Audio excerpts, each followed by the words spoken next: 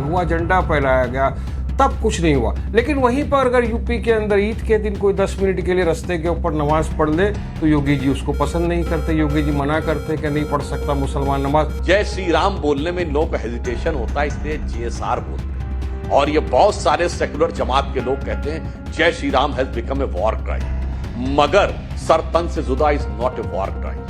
अब मैं पूछना चाहता हूं, अल्लाह अकबर के नारे लगाकर कितने लोगों की गर्दनें काटी गई, तो वो वॉर क्राइम नहीं है। और उसके लिए मैं कहना चाहता हूं, अल्लाह अकबर को नाराए तकबीर कहते हैं।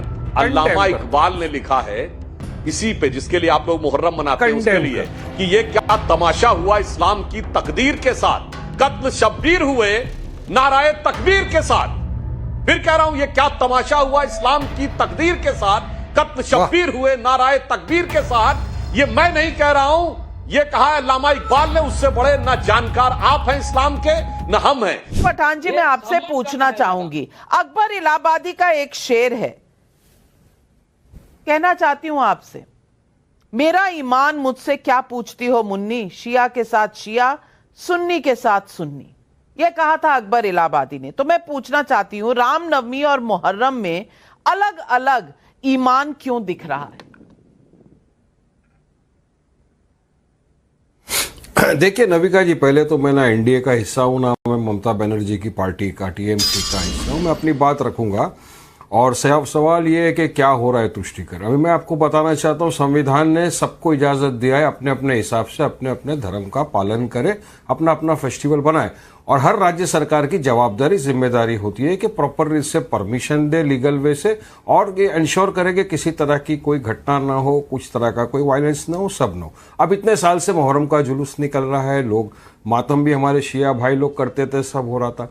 अब एक तरफ कांवड़ियाओं का देखो, कांवड़िया जुलूस निकालते हैं, हमको कोई आपत्ति कभी किसी ने नहीं ली, ना ऑब्जेक्शन लिया। शोभा यात्रा के अंदर लोगों ने, आपने हमने देश भर ने देखा कि किस तरह से तलवारें लहराई जा रही थी।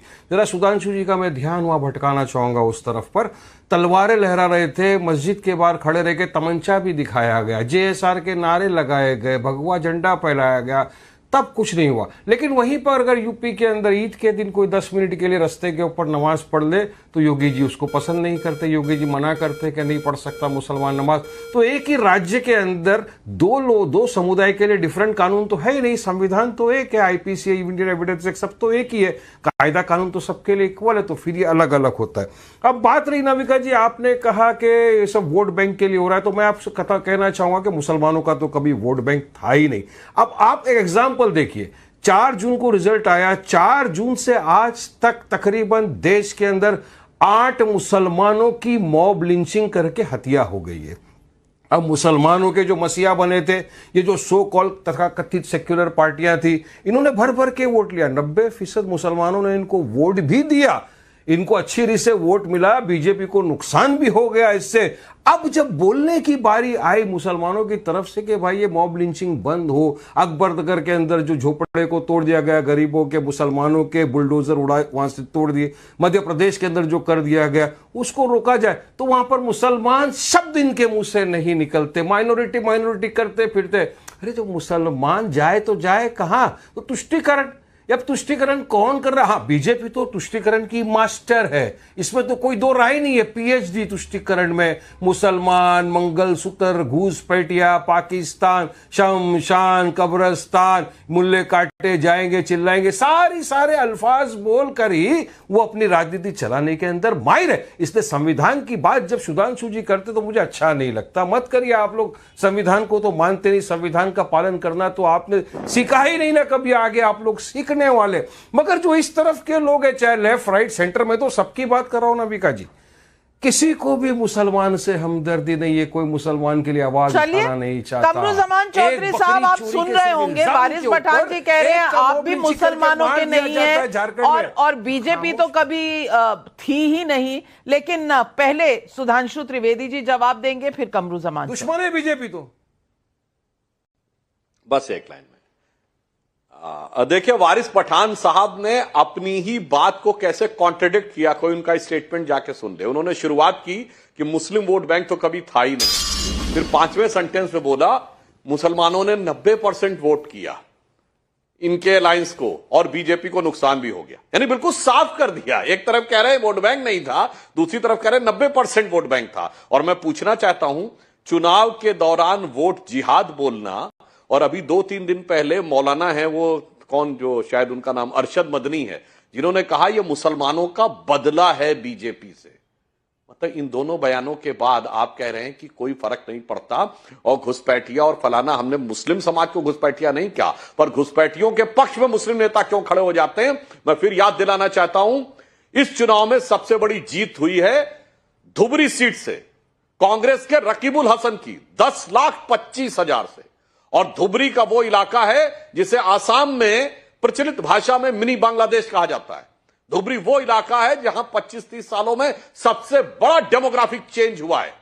और मजे की बात यह है कि उन्होंने हराया है किसको, बदरुद्दीन अजमल को, जो AIUDF, जिसके बारे में कहा जाता था बांग्लादेशी घुसपैठियों की समर्थक पार्टी मानी जाती थी। यानी उससे वो वोट बैंक कांग्रेस में शिफ्ट हो गया है। उसके बाद आप कह रहे वोट बैंक था भी नहीं और कोई उनको कहता भी नहीं था, मगर 90% दे भी दिया। इसीलिए मैं कह रहा हूं, ये कट्टरपंथियों के आगे नतमस्तक होकर राजनीति करना बहुत खतरनाक है। और एक बात और कह देना चाहता हूं, नाविका जी, आपने अभी एक शेर पढ़ा था मुहर्रम के मौके के लिए। असीम वकार साहब, जरा गौर फरमाइएगा। आपने बोला था JSR का नारा। वारिस पठान साहब हैं। मैं दर्शकों को बताना चाहता हूं, ये लोग जय श्री राम बोलने में, सॉरी वारिस पठान साहब, जय श्री राम बोलने में इन लोगों को हेजिटेशन होता है, इसलिए JSR बोलते हैं। और ये बहुत सारे सेकुलर जमात के लोग कहते हैं जय Shri Ram has become a war cry, मगर सर तन से जुदा is not a war cry. अब मैं पूछना चाहता हूं, अल्लाह अकबर के नारे लगाकर कितने लोगों की गर्दनें काटी गई, तो वो वॉर क्राई नहीं है। और उसके लिए मैं कहना चाहता हूं, अल्लाह अकबर को नाराए तकबीर कहते हैं। अल्लामा इकबाल ने लिखा है इसी पे, जिसके लिए आप लोग मुहर्रम मनाते हैं, उसके लिए कि ये क्या तमाशा हुआ इस्लाम की तकदीर के साथ, कत्ल शब्बीर हुए नाराए तकबीर के साथ। फिर कह रहा हूं, यह क्या तमाशा हुआ इस्लाम की तकदीर के साथ, कत्ल शब्बीर हुए नाराए तकबीर के साथ। यह मैं नहीं कह रहा हूं, यह कहा है अल्लामा इकबाल ने। उससे बड़े ना जानकार आप हैं इस्लाम के, न हम हैं। यानी उसी नारे को लगाकर जिसको मोहम्मद साहब के नवासों की गर्दनें काटी गई थी, वो वॉर क्राई नहीं है, मगर JSR बोलना पड़ता है। तो ये मुहर्रम के मौके के ऊपर आपको कम से कम याद रखना चाहिए कि बड़े बड़े आलिम फाजिल, अच्छा मेरा जवाब तो सुन लो इस्लाम के, उन्होंने क्या बोला है। वारिस पठान, वारिस पठान सुधांशु जी, 10 सेकंड में मेरा जवाब सुन लो ना। आपने इतना बड़ा आपने भाषण दिया, अब जरा सुनिए। जिसने ये कहा सर तन से जुदा, हमने उसका कंडेम किया। हर तरह का वायलेंस का हमने कंडेमनेशन किया, खंडन किया। हमने कहा नहीं, कानूनी सजा मिलनी चाहिए। ये इतनी सारी मॉब लिंचिंग हो गई JSR के नाम पर, गाय के नाम पर, सिर्फ बकरी के चोरी के इल्जाम के नाम पर मुसलमानों को बॉम्ब लिंचिंग करके मार डाला। आपने एक भी मर्तबा इसका खंडन किया क्या, कंडेम किया क्या? बीजेपी के किसी नेता ने कहा नहीं ये गलत है, सख्त से सख्त सजा मिलनी चाहिए जिन लोगों ने देश के प्रधानमंत्री ने कहा था, देश के प्रधानमंत्री ने कहा था, पर वो आपको याद नहीं रहेगा क्योंकि सिलेक्टिव एमनीजिया है आपको, आपकी याददाश्त चली जाती है। JSR क्या है जरा बता दें, समझ नहीं आया दर्शकों आपको पता नहीं है क्या JSR क्या है? अभी तो सुधांशु जी ने बोला, उन्हीं को पूछ लो। नहीं, दर्शकों को समझा दीजिए। मेरा ईमान इतना कमजोर नहीं है कि मैं जय श्री राम तो खत्म हो जाएगा, नहीं।